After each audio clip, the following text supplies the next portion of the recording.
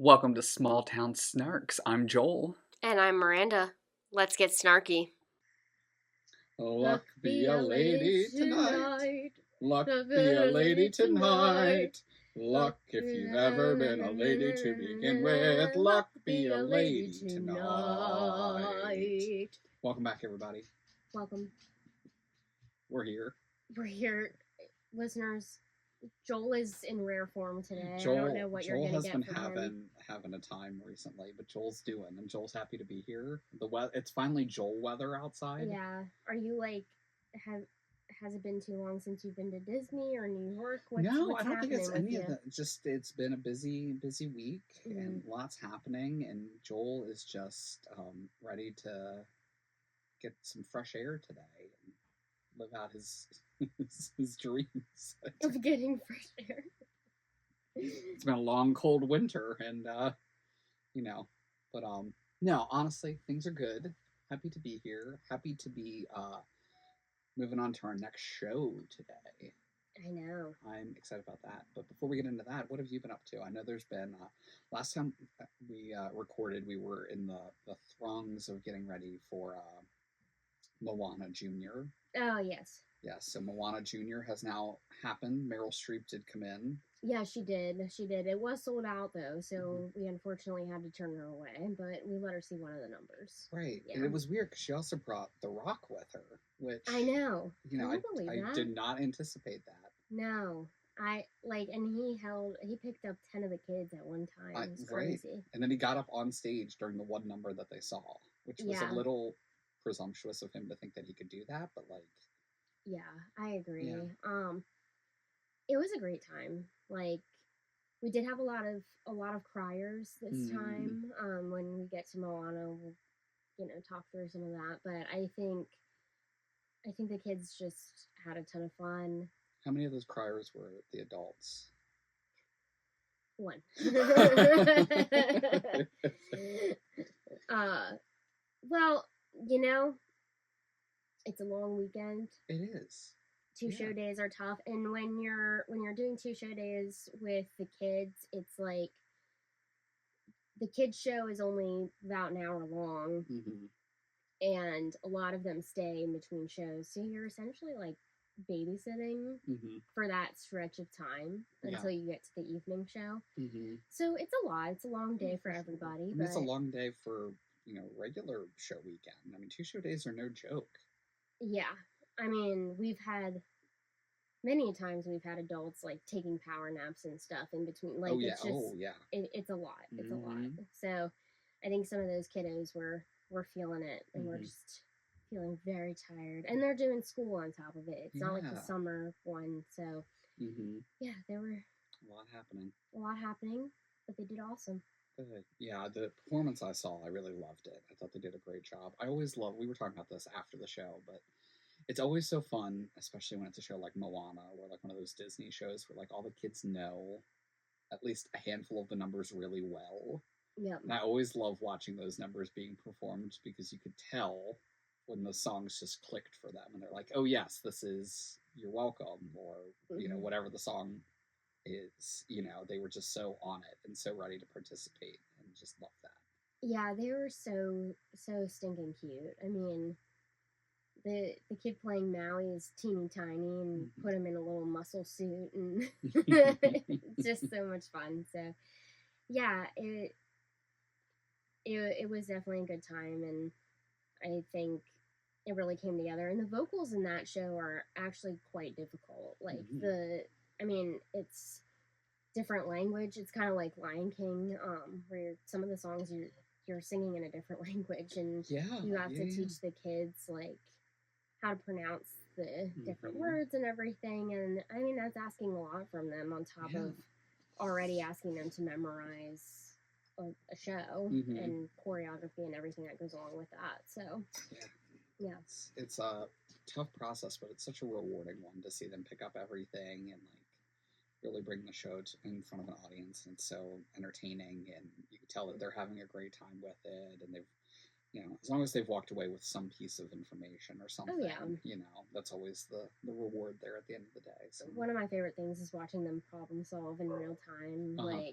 when a prop isn't there or whatever, and watching them figure Process out what that. to do. Yeah.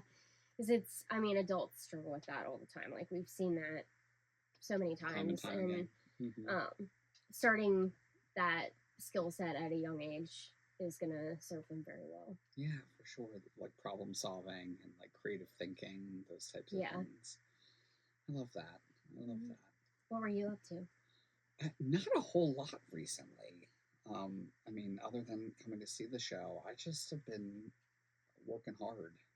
Working hard. Or hardly working. Honestly, no, working hard. Keeping busy. But other than that, I just out and about, doing all the things. Yeah. Yeah. No Florida or New York traveling. Not yet, but soon.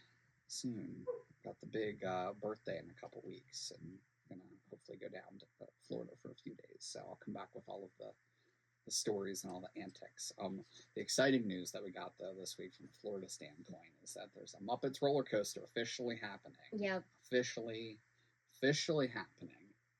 May 26th. They better not be lazy with this retheming. I want to see some. Can genuinely say that I was there the last day that Rock and Roller Coaster was open, and that was like 2.5 months ago. Not even 2 months ago. It's a quick turnaround for a ride. Yeah. So, but we'll see. I'm excited about it. I am excited about it. I think it'll be good. Yeah. So some good songs and a good ride, and it'll be a good time. So. Sorry, listeners. Let me interject real quick. Behind the scenes, you did press record, right, Daryl? Okay, cool. I just had a thought. I was like, we also have a furry friend. A furry friend? That's one of the things. Hi, furry friend. Furry friend doesn't want to say hi to me. That's okay. She does. Oh. She'll make her way. Okay. Well, we love guest appearances here on the podcast. We do.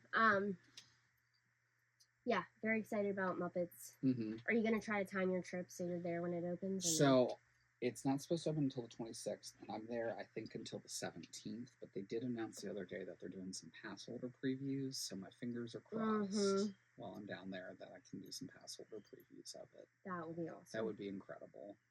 Really, really great. But, we'll see. Yeah. Very excited. Very exciting. Yes. Well, we are back this week, as we mentioned earlier, to talk about our next show. It is officially 2023. 2023, brand new year, brand new us, brand new company, brand new experience, brand new director, brand new everything, brand new space for the company. Yeah, lots of stuff going on in January 2020, or February? March. Early 2023. It was March. We had auditions in January, probably. Okay. The show we're referring to is She Kills Monsters. Mm-hmm. A Dungeons & Dragons inspired, and I wouldn't even say inspired. It is Dungeons & Dragons in play form as much as it possibly can be. That's the structure of the story. Yeah, so I had pitched this show to this particular director because they wanted to direct a musical and for their first time directing. And I was like, hey, maybe look at this show first. Because I knew it would be like right up their alley. And I had seen this show, my school did it in college. So I'd seen it through them. And I remember being really moved by it and also, really intrigued by the visuals of the monsters and all of that stuff. So I was pretty excited about it. We hadn't done a play since The Odd Couple.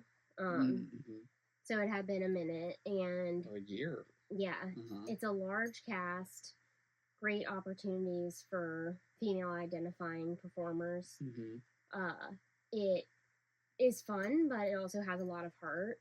So I felt like it was the perfect balance for what we were trying to do, especially with the uncertainty of what the future of the company looked like. Yeah, absolutely. I had never heard of the show prior to us doing it. Never heard of it. We're going to get more into the Dungeons and Dragons piece of it, but I don't play D&D. I know a lot of people that do. Yeah. but I had never heard of the play before, and all I knew from I think our earliest discussions about it was that it is a play about D&D. And what I discovered through I didn't actually see anything of the show until I want to say it was a Saturday matinee of the run of the show was the first time I had seen it, and Okay. I found it so much more powerful than I was ever anticipating. Yeah. I'm a big fan of when theater tries to address grief. Mm-hmm. And I also love when theater does it in a way that isn't like, okay, so and so just died. We're all going to be sad and we're all going to do X, Y, and Z, and then we're going to bring the curtain down and call it a day. Right. It tackles grief in such a unique way of like trying to understand somebody beyond what you ever could have imagined about them. And that it's so touching and like heartfelt from that standpoint, and like the love between the two sisters, and like really beautiful story. Yeah, it's not a perfect story, but it's very, very solid, and I think so. We performed the show at a high school, and I know a lot of the high schoolers in the drama department were very excited to see the show, and I was excited too because it has like LGBTQ themes and plot points, and where we live, well, where I live, I guess you don't really live here, but I don't. You're close-ish. Yeah, just down the road. We're whenever Joel says down the road, I just can't. So we also just have a furry friend here, and that just makes me so happy. Yeah. Yeah. If you hear jingle jingle, it's not me. It's not me with my bells on. It's not Joel with his bells on. It's Crispin with her bells on. Crispin. So this area, even at the time, like had a lot of controversy around, like they were trying to decide if they were going to let pride flags in classrooms, and there was just a lot going on with the public school system. And I remember being kind of nervous about putting this play there and being like, well, what are they going to do when they find out what it's about? And it was very well received. Oh yeah, absolutely. I think the students hadn't really seen a story presented to them through their school system like that before. And a lot of it is set in a school too, so I think it worked really well, and I'm glad with the timing of it that we were able to do that story when we did it, because I think a lot of those high school aged people really needed something like that in that moment. Yeah. I think there's a great conversation there about where we are as a time and as a society, and how like theater helps to address those topics in a way that is, we've talked about this so many times before, but it's such a palatable way to make people think about things that maybe they're trying not to think about, or maybe make them think about it in a different way. And I remember that being part of the conversation with this particular show. And, coming off of the heels of doing Rent and doing, all of those other great shows that we did in 2022, Evil Dead and Mamma Mia and Bright Star, like, I felt like it was a great companion to some of those other stories where we were addressing topics that were really unique and not typically heard in this area. Yeah. And all of them have such unique storytelling and unique elements to them that really make those points so, like, they just lay it out on the table in such a beautiful way. And I think that that's the case with the show as well, is that, like, on the surface, it's a D&D play. It's a play that features, the major plot line is about D&D, but, like, there's so much more to that even someone who, as we'll get to in a minute, like, you and I are not big D&D people, but, like, I took so much away from that show. Yeah. And I love that. Love that.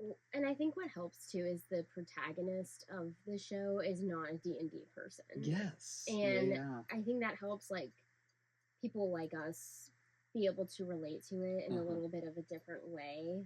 And I know you feel the same way. We feel this sense of obligation to bring different types of stories to the community, especially when people are trying hard to like suppress different voices. Yes. So I think, yeah, it was the right show at the right time. Yeah. And I'm very happy with how it turned out. Mm-hmm. Yeah.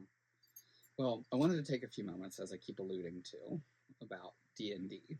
I said that I had no idea. I had very little knowledge of what D&D was prior to seeing the show. Over the years, I've picked up more along the way.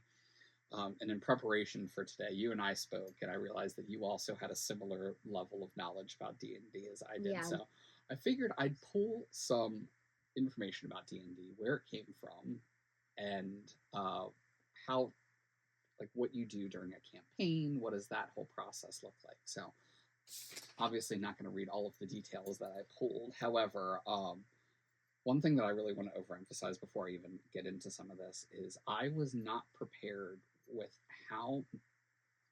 I understand why so many of my theater-loving friends are also passionate about D&D. Right. Simply because of the fact that it is so creative, and it requires you to use what feels like a similar part of your brain to be able to come up with your character and to come up with the storylines or whatever is happening during your campaign, etc. So here's some just brief information. D&D, it is a tabletop role-playing game that allows players to create characters and embark on imaginative adventures guided by a dungeon master. Unlike traditional board games, D&D relies heavily on storytelling, improvisation, and collaborative problem solving. Players describe their actions, roll dice to determine outcomes, and interact with a shared fantasy world filled with monsters, magic, and quests. The game emphasizes creativity and social interaction, making it as much about narrative as it is about rules and mechanics. General understanding of just the basic level of D&D. Recently, according to my research, it has become even more popular with other like TV shows and things. I think my understanding is that like Stranger Things had parts of Stranger Things were tied back to D&D. I don't think that I know that from several of the episodes, but like the conversation there. I just really was fascinated by like how engaging of a furry friend is making noise. Yes. Hi, furry friend wants to be on your lap. Hi, furry friend. Come on. Can you do it? No, you don't want to do it. Okay. So I overall, like reading through those instructions, it goes even deeper into like, using a 20-sided die for bonuses for your characters, and like you come up with your character and their unique abilities and the adaptation to the storyline. And I also did not realize that like it could go on for years with your campaigns. Like I knew that they went on for like usually it's like a weekly thing that people do. It's very time consuming. Yes, yeah. Like you really got to be committed with your D&D group. Could you imagine going on for years and then your character like dies? I know. I know. I know. So I just like the commitment to that, the level of creativity, and the passion that people have for it. It's really fascinating to me. So yeah, I've tried to play it before. I think there's two main reasons that it's not for me. One is I don't like improv, so that's a big part of D&D. Yeah. And the other being like the time commitment, and with like the specific group of people, and it's like if one person can't do it, you got to reschedule the whole thing, and it's a lot. Yeah, it's a lot. But I love that it is such that like commitment thing that like it's so hard to bring people together, especially like as adults. It's so hard to get people together that like having this as your thing. I love that. I love that for Yeah. people. I love that people have that kind of creative outlet to engage with. So I don't know. I have big feelings about it. I, to your point, also feel like I wouldn't be able to get into the mindset of like being so structured with it. I feel like I would enjoy it a lot more and I'd be more on board with trying it out if it wasn't so like, okay, every week on the week, every week, you're joining in, you're doing this, going on for as long as possible, then finding out your character dies, etc. Like, I think I would be more engaged if someone was like, this is your character and here's all the information about them, which is more traditional board game. But right. I don't know, like the whole character build, like that in and of itself can take like hours building out your character and stuff. So yeah, I mean it's definitely interesting, and for She Kills Monsters, the whole premise is like the protagonist's sister has passed away, and she finds her sister's D&D campaign, and then she takes it to someone to play the campaign with them, and along the way she learns a lot more about her sister than what she originally knew, and kind of grappling with that, struggling with the campaign being over, and like what does that mean for her relationship with her sister, and I've got chills just thinking about it.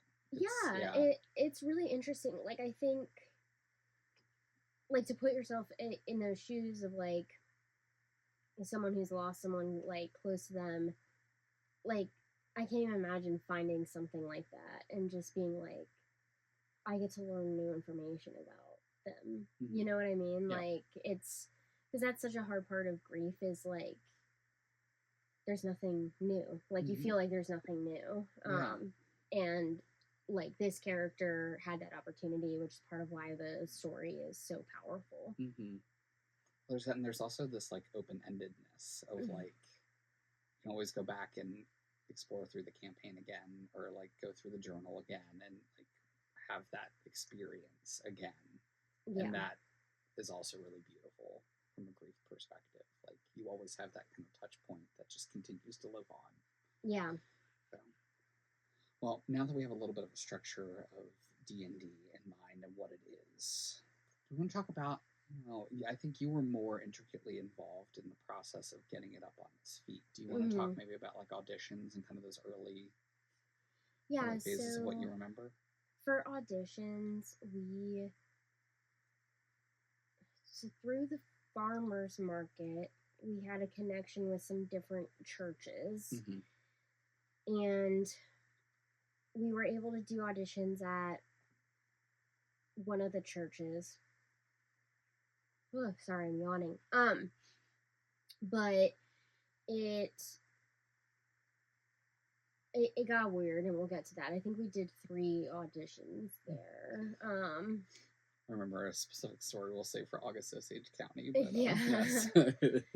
And like they were giving us a really great deal, and part of why we did auditions there is, well, for She Kills Monsters, we still didn't know where we were rehearsing. And they had a little stage, like picture like an elementary school cafeteria stage, like a small setup where it felt a little more official to be having auditions there. I think that was something we were struggling with a little bit, moving from our previous venue. Is, are people still going to take us seriously? How do we give off a professional appearance when we're kind of on the go? What does that look like? All of those things. Yeah. So we did auditions there. And it was pretty successful. I do remember I went back and forth with the director about a specific role for quite a while.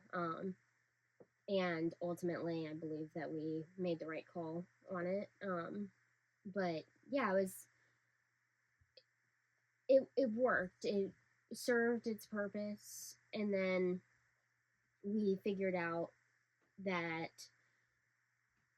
so like Savannah, who we can say because she's been on the podcast, she was, I believe, stage managing for it, and she had a connection through her church where it turned out like we could rehearse there, because for a hot minute we were talking about rehearsing in the garage at my house, which would have also meant clearing out the garage, and you know how bad it was after Rent. Like, you could not walk in. If you haven't listened to that episode, I highly recommend going back and listening to it. And I have a picture, and once we get like our social media back up and running and stuff, we'll drop some behind the scenes things, because I mean, it was like, there was a moment where I had to return the Rent scripts, okay?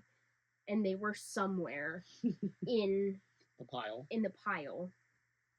My parents and I were looking for them, so we went up the stairs to the higher part, and we're looking down, trying to see what bag it might be in, because we needed a bird's eye view, because we couldn't even walk through there without having stuff tumble on us. Yep. It was a lot. So we had a rehearsal space. That was exciting. And we could, basically, the board had approved it where, you know, yeah, you can use this space and, you know, give us donations for electricity and like all that stuff. It was a great opportunity, and Savannah's church is also very progressive in the area, so like they didn't mind that we were doing some like edgy shows. Like it was fine with them. It's not like we were, you know, rehearsing in the chapel, but like, you know, they were cool with it. So that was a big thing. We had a rehearsal space, and on top of that, we were going to be performing at a local high school, and this was a whole thing. Okay, so like where we perform like our black box shows now, which is most of our shows, I pitched that space to the director for this show, and they were like, no, there's no way it'll work there. I was like, okay. In hindsight, I'm thinking to myself, like, that would have been it would have been perfect. Great show for that space. Yeah, but also that space back then is not what it is now. That's true. So I was like, okay, they had a connection with the high school where they thought we could get in there. The high school kept switching dates on us because they wanted it, you know, rightfully so. Like their process is completely different from ours. So like they rely on having like 3+ weeks on the stage before their show in order to construct the set and rehearse and all that. We're used to not having that. So for us, it's just kind of like, why do you need 3 weeks? But for them, it's like, nope, that's how we work. And like our high school is the same way. If we wouldn't have had the stage for that time, I mean, our sets never got done anyway. Like, I can't imagine. So we're going through that process, and there's this thing where you can like request certain schools to perform at, but it's really hard to get in. So we had someone on the inside who was like talking to the people who do the scheduling, like trying to get us in. We ended up going through their drama boosters in order to get in and use the space. What that ended up meaning, though, is like I had to meet with the drama boosters, tell them what we were doing, get it approved.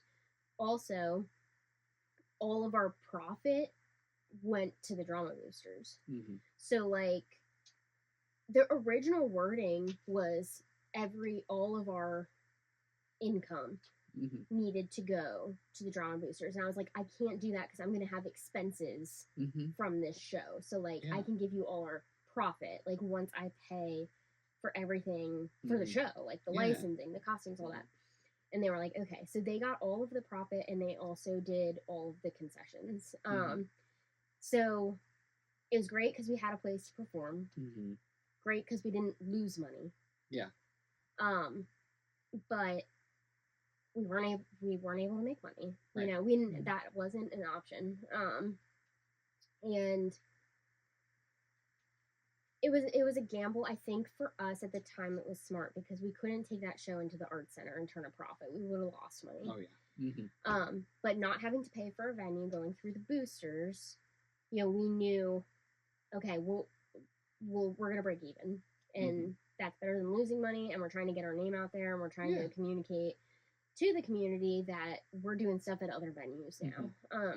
So it was more of a long-term play, but it business-wise, it was a very interesting time and discussions and all of the things. Yeah, oh, for sure. And I remember that back and forth of like trying to find the space. And, you know, we'll talk about it in a future episode, or we may have already spoken about it by the time this episode comes out. But like that realization of like adapting to new spaces and understanding like what that meant for us. What I really loved about this space that we did the show in was that, you know, we talked about the show potentially being in a smaller black box space, but it also filled out a large stage very, very nicely. Like the end product did, and we can talk about that more when we talk about the show itself. But it really worked well, and also, I mean, we'll talk about this more as well, but it sold better than I ever would have anticipated for a show with that subject matter. I agree. Which, you know, is baffling to me, and I love that. I love that that's, you know, it's a topic and it's a theme that people really enjoy and want more of. Yeah. And that was exciting. We'll talk about how I think that the marketing strategy played into that, because some of the subject matter, like, we couldn't market because it would spoil stuff. So we'll talk about that. For sure. Yeah, so do you remember like the audition process at all, or? I remember that they had to prepare monologues. Okay. And then we did callbacks, and they would read from the script. It was interesting. We had a lot of relatively new faces. Like some people from our Legally Blonde intensive had come out, and we had a lot, like, teenagers are very drawn to this show. Yeah, so we were reaching some younger people, which I was really excited about. And then we started rehearsals, and I'm gonna leave us there. Okay. Yeah. Well, you heard it here, folks. That's part one. She kills monsters. Yeah, we gotta kill some monsters, and then we'll be back. Yeah. All right. Well, we'll talk to y'all next time. Toodaloo. Bye-bye. And that's a wrap. Thanks for getting snarky with us. We'll see you later. See you next time.